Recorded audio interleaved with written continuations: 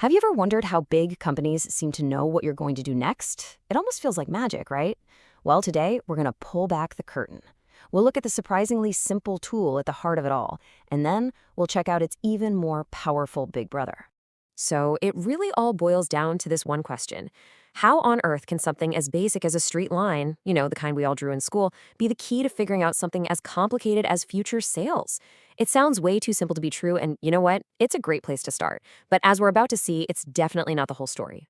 You literally see this stuff in action every single day. You know when Netflix just knows what movie you want to watch? That's prediction. Or the classic story about Walmart realizing people buy tons of Pop-Tarts before a hurricane hits? That was prediction in action.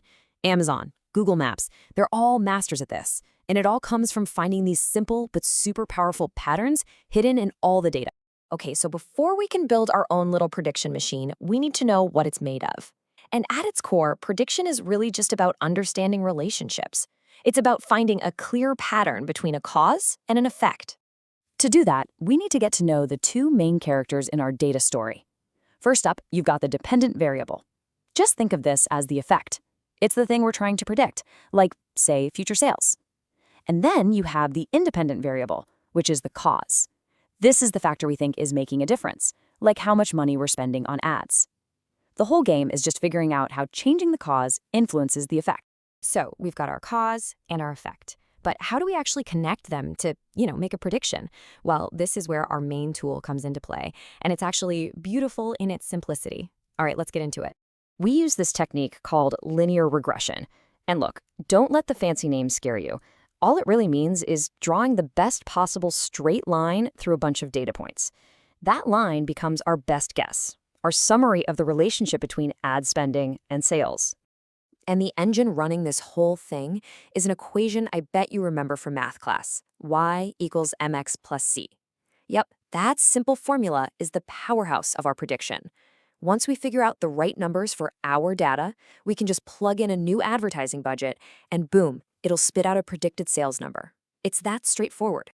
Okay, so we've drawn our line, we have our cool little equation, but here's the million-dollar question. Is this simple line actually any good? Can we trust it, or is it just a random guess? We definitely need a way to check our work. And for that gut check, we use something called R-squared. The easiest way to think about it is like a report card for our line. It gives us a score between 0 and 1. And what that score tells us is how much of the change in our sales can be explained by our ad spending. It's a fantastic measure of how well our line fits the data. So let's say we get an R-squared of 0.82. What does that actually mean? Well, it means our ad spending explains a whopping 82% of the changes in our sales. That is a really strong connection, a very good sign. But it also means 18% is still a mystery. What's causing that? What if we could start explaining that missing piece too? And this is really where the rubber meets the road. We're not just drawing lines on a graph for fun.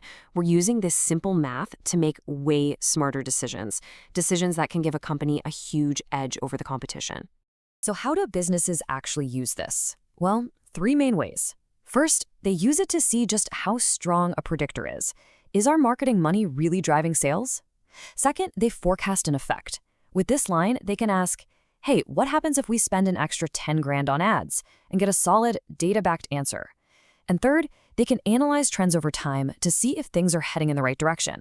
But here's the thing. Real life is messy, right? Sales are almost never influenced by just one thing. What about the time of year, or the number of salespeople on the floor? This is where we level up. This is the real game changer. We can actually add more of these cause variables into our equation. It's called multiple linear regression, and it lets us build a way more accurate, more nuanced prediction by looking at several causes all at once. It helps us paint a much, much fuller picture of what's really going on. This is how Netflix does it. They aren't looking at one factor, they're looking at hundreds. So the next time you see a company make a prediction that feels a little too accurate, you'll know the secret. It's not a crystal ball, it's just math. It's the power of finding simple patterns and then, more importantly, combining lots of patterns to see the big picture. Which really just leaves one last thought. Now that you know how this works, what hidden connections are all around you? And what could you predict?